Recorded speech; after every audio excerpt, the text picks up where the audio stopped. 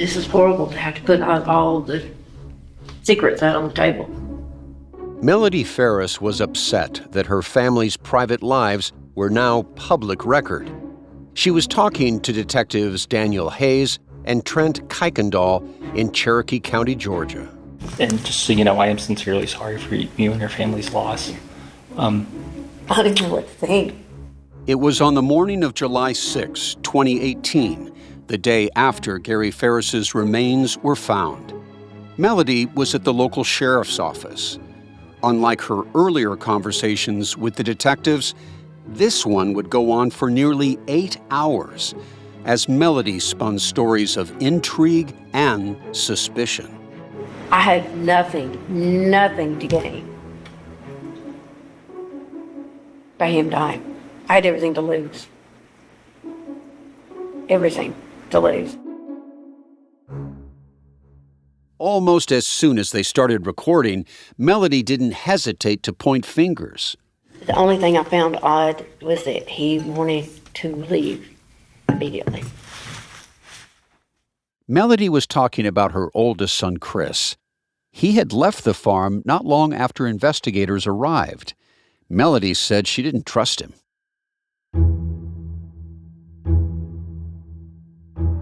And he left and came back. He came back after Emily got there. I forbid him from being in my house without me being there. The two had been feuding for at least a year. Melody would go on to share disparaging details about more of her children that day. And that's the worst part of it is I raised him. Tensions were high. Midway through her marathon interview with detectives, Melody casually alluded to a parent's worst fear. I'm sitting there thinking last night, could one of my children have done it, which is the worst nightmare, is to thinking that one of them could have done it. That's my worst nightmare. I'm Peter Van Sant. From 48 Hours, this is Blood is Thicker, The Ferris Wheel. Episode 2, Relative Danger.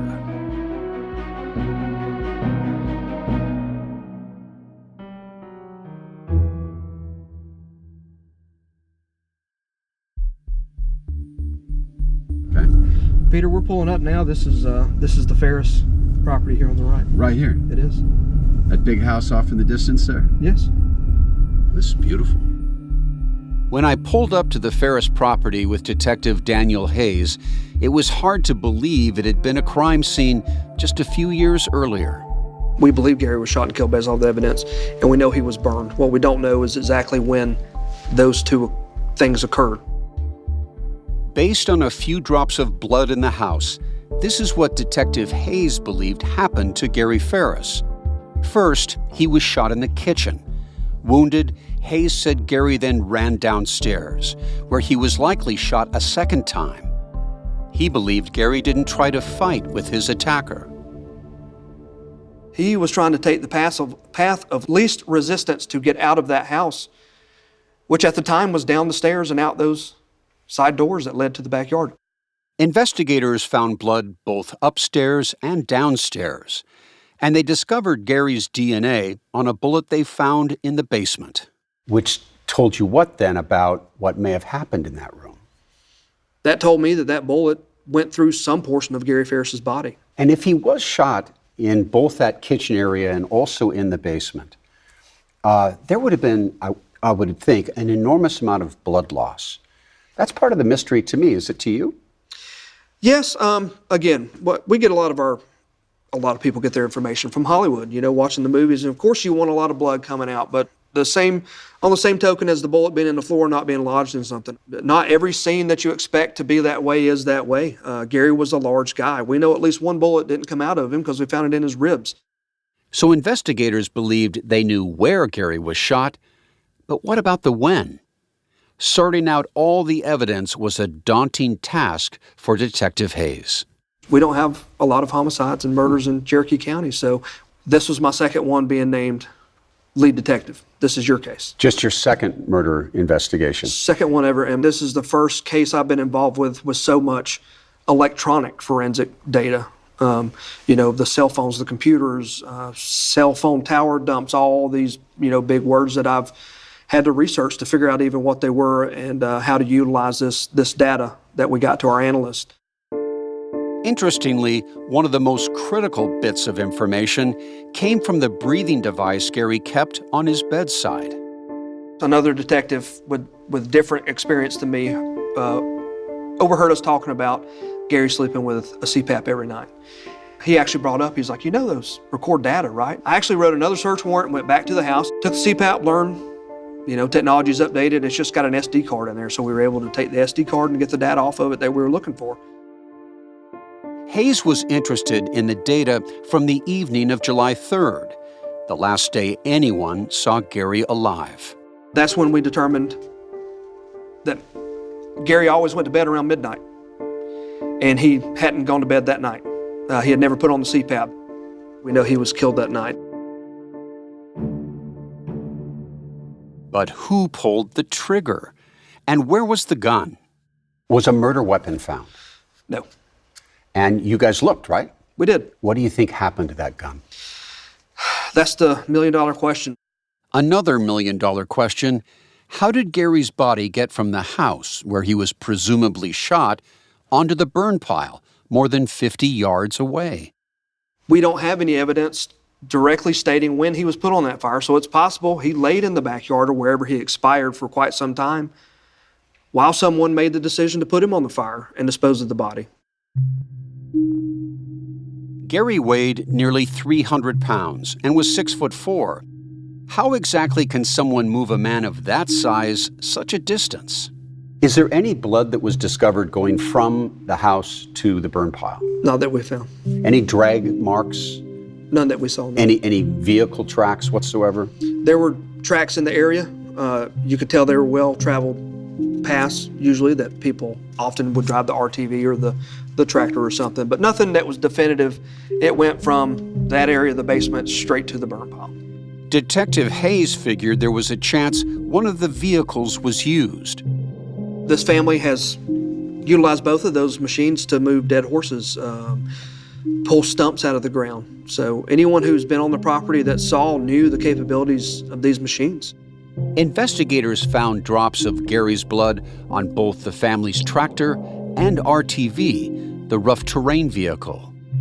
But who had a motive to kill him? And in the weeks and months leading up to Gary's death, is it accurate to say that there was a lot of bickering, a lot of fights over money in that family? A lot of bickering, a lot of fights over money, a lot of jealousy.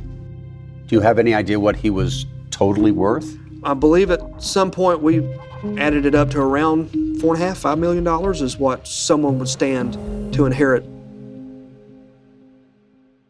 That would be Gary's personal investments, including life insurance and the value of the property.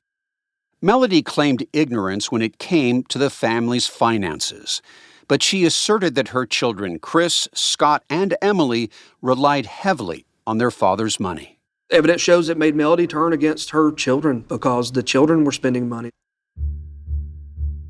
Melody strongly felt her children needed to grow up and be financially independent. She told investigators that Gary was about to make a big change in their lives that would largely turn off the money spigot. I mean, my world is literally fallen apart in the last 24 hours. Literally. I mean, I've got 4 kids. Yeah. Kristen's got to have their demons. They do. Emily's got hers.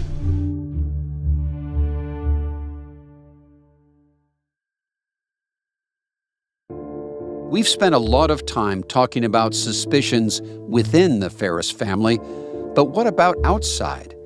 It's something I asked Detective Hayes about. Are you wondering, did someone come in from the outside?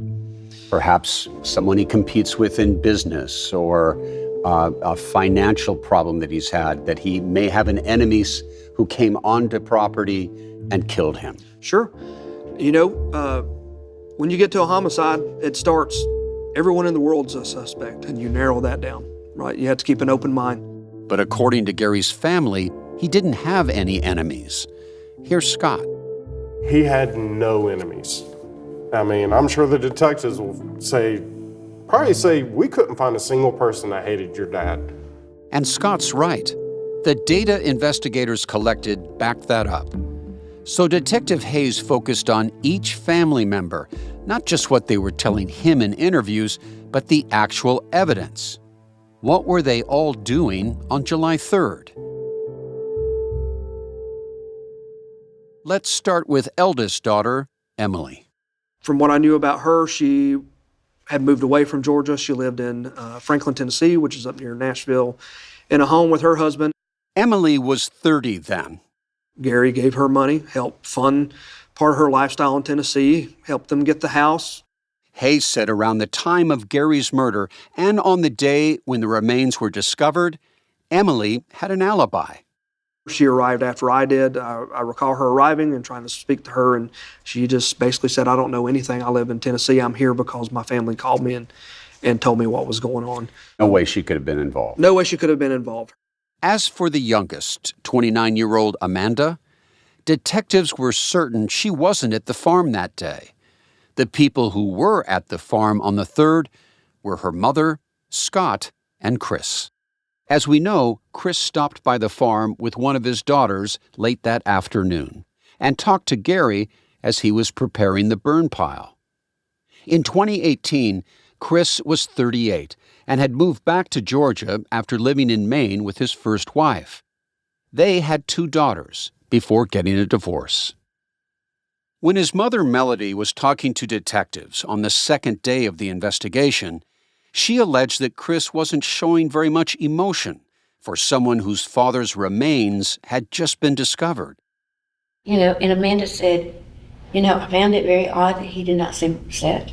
It was just like, like nothing had really happened.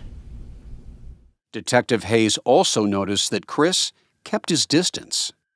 He was kind of hands-off in the beginning of the investigation. He didn't know much. Some people had some suspicions about him early in the investigation because he didn't want to stick around. He didn't want to be involved with it. Melody told detectives that Chris struggled with both his temper and his alcohol. Could that dangerous combination have led to Gary's death? I believe there were some threats made by Chris when he was intoxicated. Detective Hayes was talking about a time back in the summer of 2017 when Chris, who had been drinking, was ready to drive his daughters home. Melody said she confronted Chris about being drunk, telling him he wasn't going to drive off the property with the girls. That's when Melody said Chris flew off the handle. He's standing in my driveway, I will beat you beyond recognition. And the next time I see you, they put you in the grave in a box. Chris later testified that there was indeed a confrontation because Melody wasn't giving his children back to him. But he said that he didn't know why Melody would say it was over his drinking. During the confrontation, Melody said that she threatened to call the police. Instead, she called Gary. I know that Chris absolutely despises me because I'm the one who preaches to him all the time about taking money. His mother believed that he was stealing money from his father. His father believed that, Chris was using him for the money, but he wasn't stopping it, and he was allowing him to do so. Chris had his own painting company.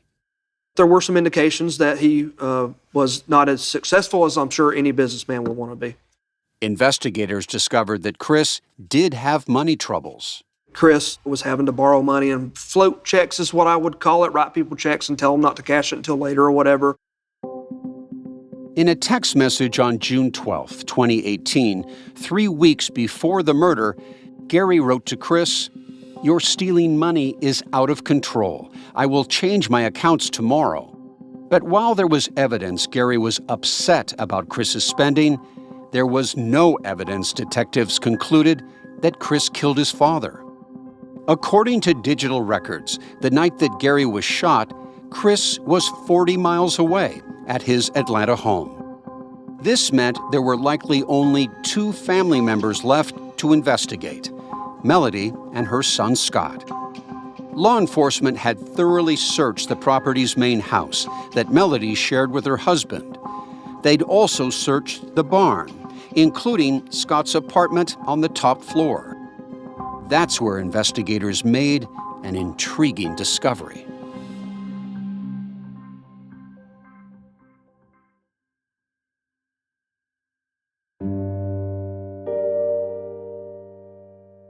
I wake up and work, feed all the animals, start doing, my daily chores around the farm. Scott Ferris had been working on the family farm for nearly 5 years before his dad was killed. But his own mother saw Scott as a failure. I talked to Scott in 2024. You've been characterized as a mooch, as a leech, as somebody who could never hold down a job, and that your father was incredibly disappointed in you. No. Is that true? No, it's not true, because I served in the military. I served in the Army. I got released back in 2012, 2013 timeframe, and it was a reduction in force. So that's why I got released from the military.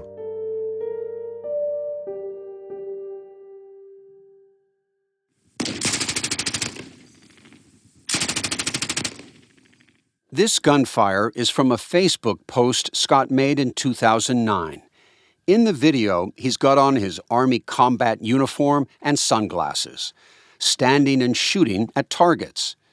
The post reads, "Having fun with my M249 saw." His original plan, once he was out of the military, was to enter law enforcement. But that didn't quite work out.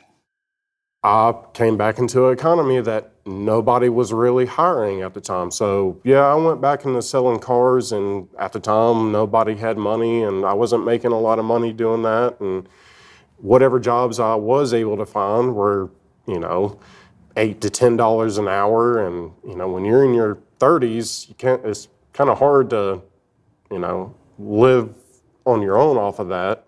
Gary threw his son a financial lifeline.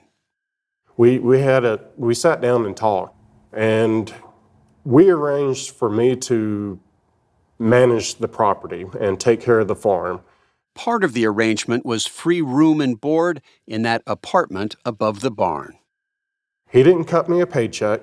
He gave me a credit card, or he gave me a debit card. So I used the card to buy horse feed and goat feed and, the hay and fertilizer for the pastures. And then, I would use the same card to, go get lunch and go get dinner. Scott told Detective Hayes that his father kept a close eye on his spending. He kept control of all the banking. He watched everything. Scott said sometimes he'd be out with friends, look down at his phone, and there would be a text from his dad. I could get a text message from him saying, "Okay, you spent enough money at this, for tonight," or something like that. I'm like, really? It's like, I work for you 24/7. I don't take a day off. I don't ask for much. Just go out every once in a while. Scott relied on his father for just about everything. Here again is Detective Hayes. When he needed something or wanted to go out, he had to go to Gary and ask, "Hey, can I have some cash to spend, or can you put some money on this card, or can you unlock the credit card," whatever it was. And he's an adult, right? He's a war veteran. He'd served in the Middle East, and he's talking to his dad like he's getting his allowance all the time, like he's 12 years old. That must have been humiliating for him. At the time, he didn't seem humiliated. He very much seemed like he enjoyed the lifestyle of being there and taking care of the farm. But Melody told me that Scott's leisurely lifestyle was about to end. Gary had made it very well known that Scott needed to get a job. Things were fixing to change on that property. Scott knew the end was coming. He was just letting me know, hey, things are going to change around here. You need to probably pursue another job. Could this sudden change have been a motive for murder? There were certain things that happened the day Gary Farris's remains were found that raised suspicion. When family members first began their search for Gary, Melody asked Scott, an avid hunter, to go check his trail camera. It's used for tracking deer. I was looking at that trail camera to see if there was any clues to where my dad could have gone. But just out of habit that I've done hundreds and thousands of times before, I checked it and just hit clear all because I didn't see my dad on there. He just hit clear. Claims there's nothing on it and deletes the memory card. It seemed fishy, but then the sheriff's office was eventually able to recover some of the images from that memory card. There was no picture of Gary. Then there was the question of the gun. Scott Ferris had flagged that there was a .38 snub-nose revolver that had gone missing in the basement. And detectives had found a bullet of the same caliber on the basement floor, as well as the bullet pulled from Gary's rib. Some people thought, wow, Scott found a gun and now there's one missing, and other people think immediately, why is he telling us this? He may be responsible. Investigators then checked Scott's apartment above the barn, where they opened his dresser drawer.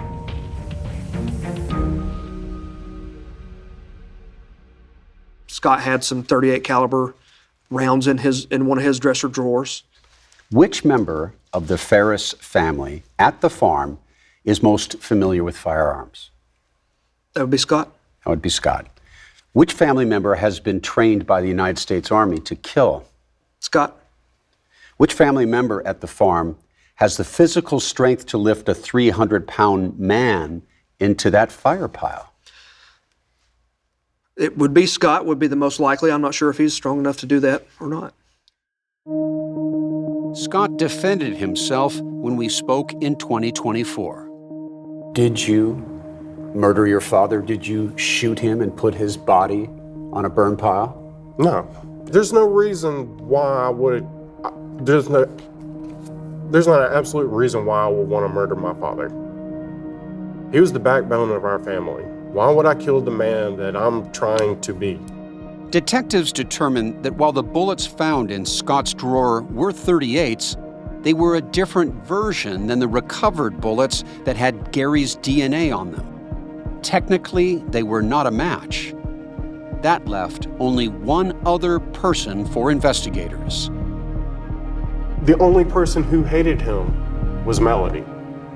The only person who was having affairs and, spending all his money was Melody.